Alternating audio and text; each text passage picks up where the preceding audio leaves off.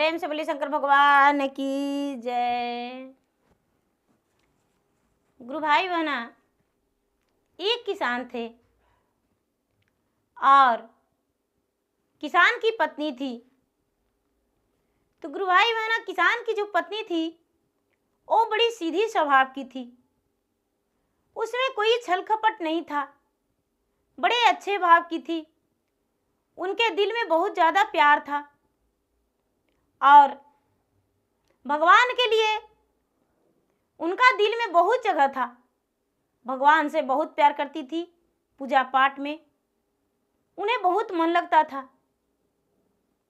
गुरु भाई बहना, वो बेचारी को शादी हुआ और कुछ दिन के बाद वो गर्भवती रह गई और गर्भवती होने के बाद वो किसान की पत्नी का एक कन्या जन्म ली और जन्म लेते ही कुछ ही दिन के बाद साल 2 वर्ष हुआ और किसान की पत्नी इस दुनिया से चल बसी। किसान की बेटी जो दूध मुहा बच्ची थी वो तो बिना माँ के बन गई और किसान जो थे, किसान अपने बेटी के साथ जीवन व्यतीत करने लगे। धीरे धीरे वो बच्ची बड़ी हो गई और जब बड़ी हो गई तो ये किसान क्या किए कि 12 वर्ष 11 वर्ष की उम्र में उसके विवाह तय कर दिए। और जब विवाह तय किए तो वो बच्ची नादान थी, उसे पता ही नहीं था कि हम दुल्हन बन के जा रहे हैं, दुल्हन क्या होती है। लाल लाल जब जोड़ा आया तो लाल जोड़े में वो पहनकर सज संवर कर खड़ी हुई और अपने आप को सूरत निहारने लगी ऐनक में देखकर। तो ऐनक से बातें करती है कि हाय रे ऐनक, तूने मेरा सूरत तो दिखा दिया, अब जल्दी से मेरे पियाजी से दर्शन भी करा दो, मैं कितना सुंदर लग रहा हूं।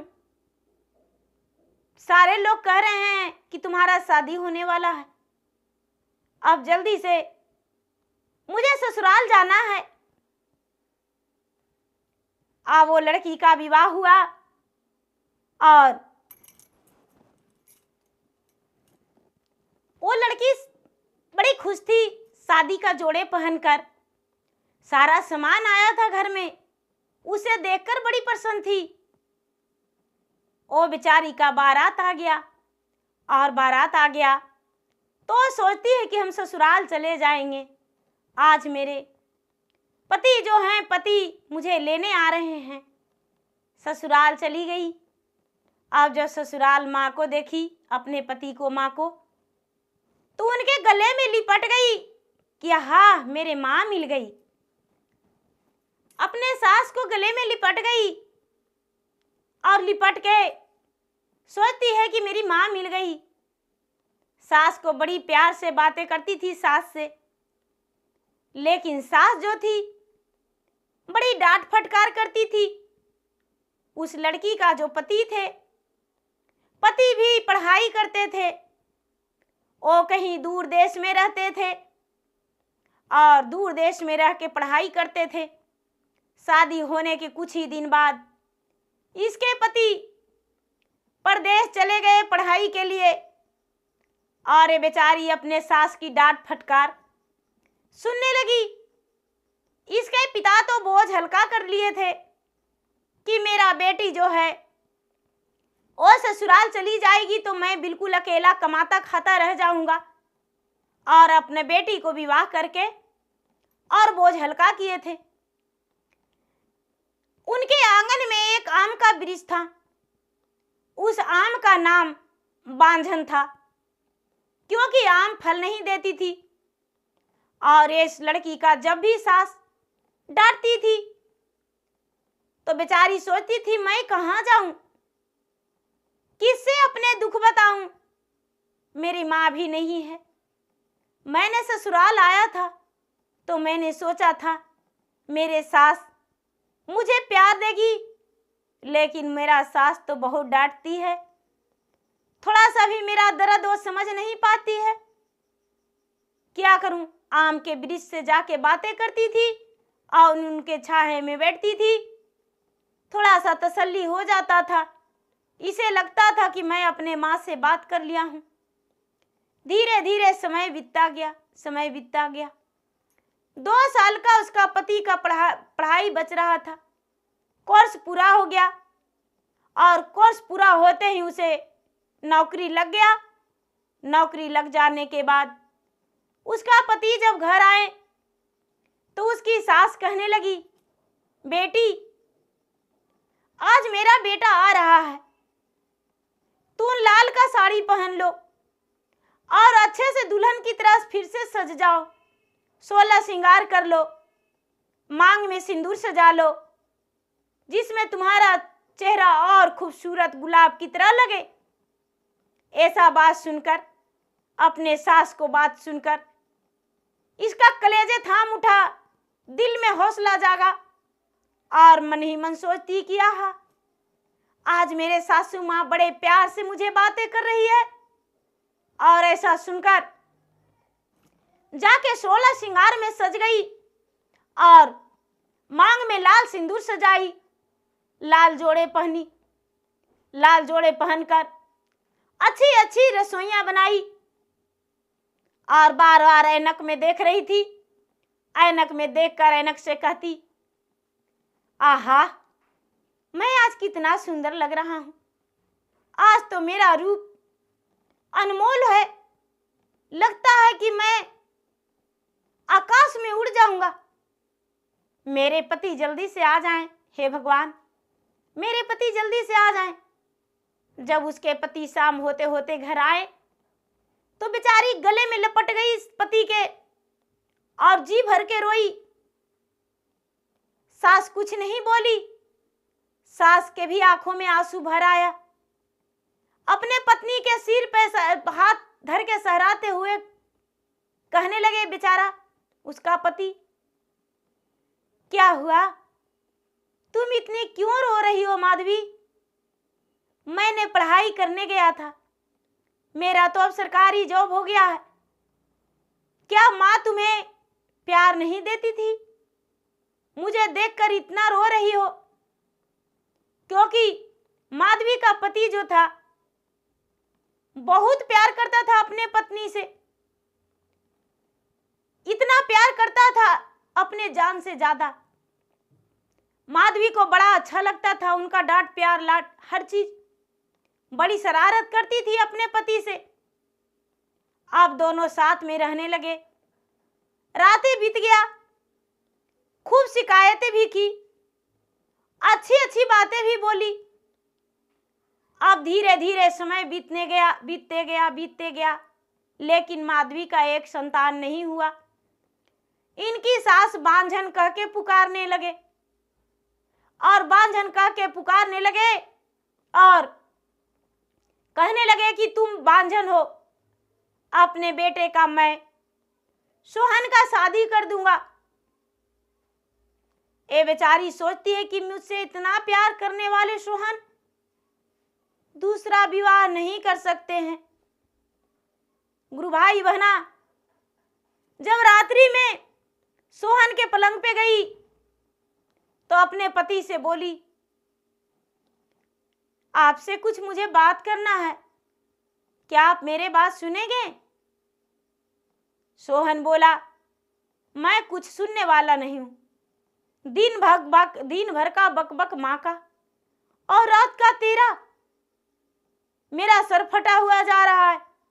जी तो करता है मैं आत्महत्या कर लूं, लेकिन तुम लोगों का मुख देखकर मुझे दया आ जाता है।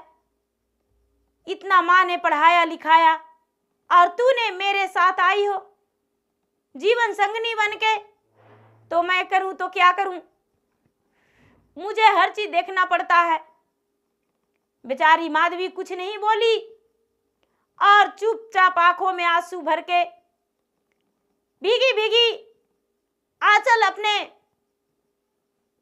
मुंह से आंसुओं से आंचल भिजा ली और मुंह पोंछ ली।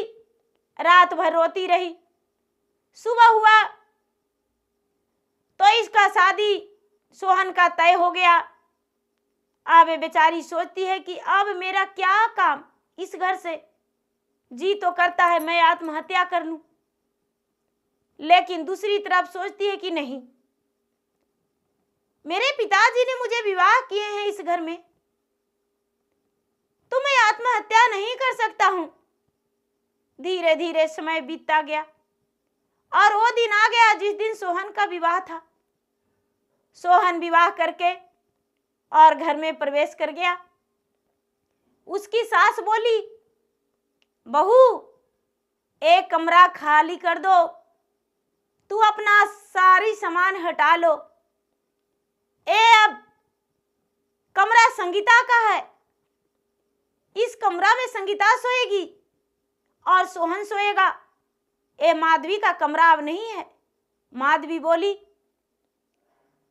मैं इस कमरे से कहीं जाने वाला नहीं हूं, कोई आए कोई जाए, मैं जाने वाला नहीं हूं। और ऐनक दौड़ के देखने गई तो देखती है कि इसका सिंदूर जो है उदास है, मुंह सूखा हुआ है, चेहरा मलिन है। सोचती है कि अरे आज तो मेरा सिंदूर का बंटवारा हो गया, आज मेरा सोहन भी नहीं रहा। जब इस घर में मेरा ब्याह करके लाया है वही मेरा नहीं है, तो कमरा कैसे मेरा हो सकता है। जो आम था, आम के पास एक रूम था, कमरा था, वो मिट्टी का बना हुआ था। उसी कमरा में चली गई बेचारी और आम में जी लिपट के और जी भर के रोई। अब जो सास थी, सास बिल्कुल संगीता से बात नहीं करने देती थी माधवी को। संगीता जो थी बड़ी अच्छी लड़की थी, पढ़ी लिखी थी, लेकिन संगीता कोशिश करती थी माधवी से बात करना, सास डांट के हटा दिया करती थी। अब सोहन भी थोड़ा मोड़ा कभी कभी बात कर लिया करता था और वो दिन भर अपना ड्यूटी में चला जाता था। धीरे धीरे समय बीतते गया और समय बीते बीते एक दिन माधवी और संगीता दोनों आपस में हंस हंस के बात कर रहे थे। सास अपने माधवी को बाल पकड़ के कहती है, अरे बांझन, तेरा सया यदि मेरा संगीता पर पड़ जाएगा तो ये भी बांझ हो जाएगी, अपना सया दूर ही रखना। माधवी को बाहर दरवाजे से निकाल दिए और बाहर एक गाय गौशाला था। गाय गौशाला में माधवी रहने लगी। गाय के गोबर हटाती थी, झाड़ू बारू करती थी, गाय के खाना भोजन देती थी और उसी में माधवी रहने लगी। संगीता तो देखते ही देखते रह गई। धीरे धीरे पता चला कि ये संगीता जो है मां बनने वाली है। सारा लोग खुश हो गए, पूरा घर के माहौल अच्छा लगने लगा। माधवी बड़ी खुश हुई और कहती है कि चलो मुझसे नहीं तो क्या हुआ, मेरा सवत से तो है। अब अपने सोहन को बहुत बधाई दी और बोली कि सोहन, मुझे इस बात की खुशी है कि तूने माधवी से विवाह करके पछतावा किया था, लेकिन संगीता से विवाह करके तू अपने जीवन का हर खुशियां बढ़ा लिया है। तूने बाप बन जाओगे और संगीता मां बन जाएगी। गुरु भाई बहना, ऐसा बात सोहन को भी अच्छा लगा, लेकिन सोहन का दिल में पछतावा था कि मेरा माधवी कितना प्यार करती थी, मैंने माधवी को बहुत प्यार करता था, लेकिन मेरा माधवी मुझसे बिछड़ रही है। मेरे बिस्तर पे संगीता रहती है, माधवी अकेली रहती है। फिर भी बेचारा सोहन कुछ नहीं कर पाता था। धीरे धीरे समय बीतता गया। छठा 7वां महीना चल रहा था और संगीता बीमार पड़ गई। उस समय घर पे कोई नहीं थे। पूरे कस के शोर मचाई संगीता। माधवी सुनी, दौड़ी दौड़ी आई और आकर बोली, बोलो क्या हुआ। संगीता कहती है, दीदी आज मेरा जान नहीं बचेगा। मेरा शरीर, मेरा जो अंग है वो खतरे से भरा है। लगता है कि मेरा प्राण निकल जाएगा। बेचारी संगीता जो थी अपने सौतन से बात कह सुनाई और जो माधवी थी, माधवी उसे अस्पताल लेकर गई और अस्पताल लेकर जाके भर्ती की। भर्ती करके सास जो थी, सास अपना मायके चली गई थी। पति जो थे, पति ड्यूटी में थे और ये बेचारी अपना शवद को ले गई। डॉक्टर बोले कि इसका खून का कमी है, शरीर में खून नहीं है। बेचारी माधवी अपने शरीर से 2 बोतल खून अपने सौतन को दे दी। सौतन को दे दी, डॉक्टर ने चढ़ा दिया। रिश्ता पूछा, तुम कौन हो। ए बेचारी बोल दी माधवी, मैंने सौवत हूं इसका। बच्चे के लिए मैंने अपने पति को बोला हूं ब्याह कर लीजिए, वो ब्याह किए हैं। इसका बच्चा को कुछ नहीं होना चाहिए। आप चाहें तो मेरे शरीर से सारा बूंद बूंद करके खून ले सकते हैं। डॉक्टर बोले अब जरूरत नहीं है। इसका हालत कुछ ठीक हो गया और धीरे धीरे संगीता का 9वां महीना बीत गया। जब 9वां महीना संगीता का बीता तो गुरु भाई बहना ओ संगीता का दर्द होने लगा और ये जो संगीता थी वो बोली सास को, माँ जी इसे हॉस्पिटल ले चलिए, ये दर्द से व्याकुल है, बहुत कमजोर है। उस दिन भी तबीयत खराब हुआ था तो मैंने हॉस्पिटल ले गया था। डॉक्टर ने मेरा बदन से 2 बोतल खून लिया और इसके शरीर में चढ़ाया तो इसको शरीर में जान आया था। गुरु भाई बहना, सास उलट के 2 तमाचे लगा दी माधवी को और बोली, बांझन आम के वृक्ष में तू लिपट के रहती हो और तुम भी उसी तरह आम जैसे बांझ है, उसी तरह तुम बांझ बन गई, बांझ हो और मेरा संगीता के इंजाम लगाती हो कि मैंने अपना खून दिया हूं। गुरु भाई बहना, बेचारी माधवी कुछ नहीं बोली। घर में उसका डिलीवरी हुआ, प्रसव हो गया, एक बच्ची का जन्म दी। सारे महल का लोग झूम उठे, नाचे। लेकिन थोड़ी देर में पता चला कि संगीता ने अपना दम तोड़ दी। डॉक्टर ने भी उसका जान नहीं बचा पाया सास के जिद के कारण। जो मां कहती थी वही सोहन सुनता था। सोहन किसी का बात नहीं मानता था। पत्नी का डिलीवरी घर में हुआ और दम तोड़ दी पत्नी। अब ये बेचारी दूध मुहा बच्चा को कैसे छोड़ती, अपना सीने से लगा ली, कलेजे का टुकड़ा समझ ली और सोची कि ये तो मेरा बच्चा है, इसे मैं कैसे छोड़ सकता हूं। धीरे धीरे बच्चा को गाय का दूध पिलाती थी, बोतल में दूध भर के, और अपने बगल में लेकर सोती थी। इसके पलंग पे सोने लगा ओ सोहन। धीरे धीरे समय बीतता गया और बच्ची बड़ी हो गई। जिस दिन बच्ची का जन्मदिन था उसी दिन संगीता का बरसी था। सास ने ब्राह्मण को बुलाई, घर में पूजा पाठ करवाई। माधवी बोली, मैंने इसका जन्मदिन नहीं मनाऊंगा क्योंकि उसी दिन मेरा संगीता बहन का बरसी है। जन्मदिन तो नहीं मना सकते, उसका बरसी मनाएंगे। बरसी मनाई। अब जो ब्राह्मण आए, ब्राह्मण बोले कि ये पेड़ बांझ है, इसी से आपका घर में घटना घट गया, आपकी बहू मर गई, पेड़ को कटवा दो। सास बोली, इस आम का पेड़ को जल्दी से काट दो। नौकरों को बुलाकर कुल्हाड़ियां देकर और पेड़ कटवाने लगी। गुरु भाई बहना, ए बेचारी जो माधवी थी जाके पेड़ में लिपट गई और लिपट के कहती है, मुझे काट दो, मेरा पेड़ का मत काटो, मेरा पेड़ का मत काटो। लेकिन इसका बात कोई सुनने को लिए तैयार नहीं थे और सास ने झटके देकर आम से छुड़ा दिए इसे और इसका सिर पत्थर पे आ गिरा।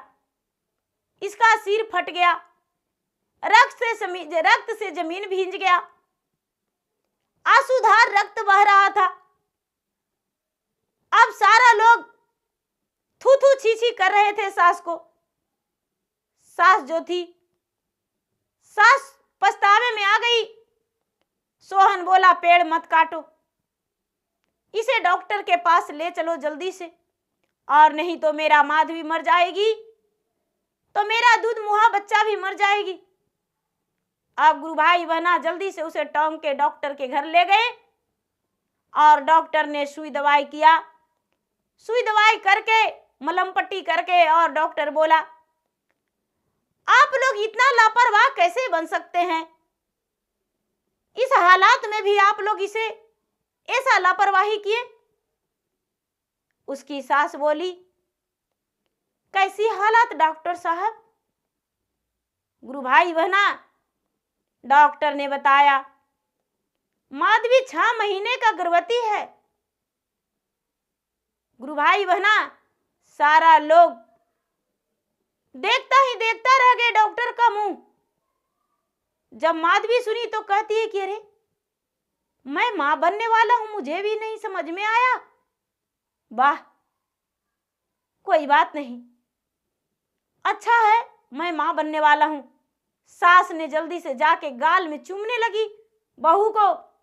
बहू भी लिपट गई माधवी अपने गले के सास के गले में, और सास के गले में लिपट के और कहती है कि बेटी, आज से तू मेरा बहू नहीं बेटी, जितना मैंने तुम्हें दुख दिया हूं वो मुझे क्षमा कर दे।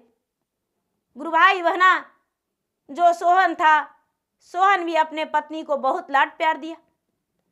हॉस्पिटल से जल्दी से सास लेकर आया और उसके लिए दाई लगा दी। माधवी को एक भी काम सास नहीं करने देती थी, और माधवी को बिस्तर पे खाना, बिस्तर पे पानी, उसका कपड़ा धोने को लिए दाई दासिया। सास खुद एक पांव पे खड़ी रहती थी। धीरे धीरे वो दिन आ गया जिस दिन माधवी का प्रसव होने वाला था। जब उसका पेन दर्द होने लगा माधवी का, तो सास ने तनिक भी देर नहीं किए और झट से डॉक्टर के पास लेकर चले गए। डॉक्टर के पास लेकर गए। कुछ ही देरी बाद डॉक्टर ने खुशखबरी सुनाई आकर उसके सास से, माधवी के सास से, सोहन से, कि आपका लड़का हुआ है, आपका पोता हुआ है। बहुत बड़ा खुशखबरी है। गुरु भाई बहना, माधवी के सास के गले में चैन था। चैन उतारकर और नर्स को हाथों में थमा दिया, और मेरा पोता और मेरा बहू स्वस्थ रहे उसका देखभाल करना। नर्स तो गदगद हो गई और खुशी खुशी जाकर कीमती कीमती उसका सुई दवाई लगा दी। अब स्वस्थ होकर माधवी और माधवी का बच्चे निकल गए। घर आने के बाद माधवी दोनों बच्चे को सीने से लगा ली और कहती है कि दोनों बच्चे का जन्म मैंने ही दिया हूं। दोनों बच्चे मेरा ही है। मेरा संगीता नाम का कोई सौतन नहीं थी, मैं ही संगीता थी और मैं ही माधवी हूं। मैंने दोनों बच्चे का जन्म दिया हूं। किसी ने मेरा बेटी से नहीं बताएगा कि तुम्हारा मां कोई और था। गुरु भाई बहना, सास ने भी वादा की कि आज मैं कभी इसे नहीं बताऊंगा, और दोनों बच्चे का प्यार माधवी देने लगी। तो गुरु भाई बहना, ये बात नहीं कि जो जल्दी से मां नहीं बनी तो मां नहीं बन सकती है। माधवी का शादी छोटा बच्चा में हो गया था, इसी कारण संतान होने में देरी हुआ और उसके सास अकबका के दूसरा विवाह कर दिए और उसका इलाज कराने से कतरा गए। दूसरा विवाह करके दूसरी पत्नी ले आए, लेकिन इसका कोई डॉक्टर के पास नहीं ले गए, कोई वैद्य के पास नहीं ले गए, कोई जड़ी बूटियां नहीं खिलाए और इसे बांझन नाम धर दिए। तो गुरु भाई बहना, ये कहानी का नाम है बांझन। तो गुरु भाई बहना, मेरा वीडियो अच्छा लगे तो मेरा वीडियो का लाइक करें, शेयर करें, सब्सक्राइब करें। और मैं इंस्टाग्राम पे भी हूँ, मैं फेसबुक पे भी हूँ। मेरा इंस्टाग्राम पे, मेरा फेसबुक पे फॉलो करें, लाइक करें और शिव चर्चा को जितना आगे बढ़ाएं उतना अच्छा। मेरे साहब हरिंद्रानंद भैया जहाँ भी हैं वहाँ शिव चर्चा को आगे बढ़ते हुए देखकर उनके आत्मा को शांति मिलेगा और मेरे साहब हरिंद्रानंद भैया खुश हो जाएंगे। इसलिए गुरु भाई बहना, हम लोग जितने शिष्य हैं सब मिलकर चर्चा को आगे बढ़ाएंगे। धन्यवाद। शिव परिवार, हर हर महादेव, घर घर महादेव। प्रेम से बोलिए शंकर भगवान की जय। दया करो।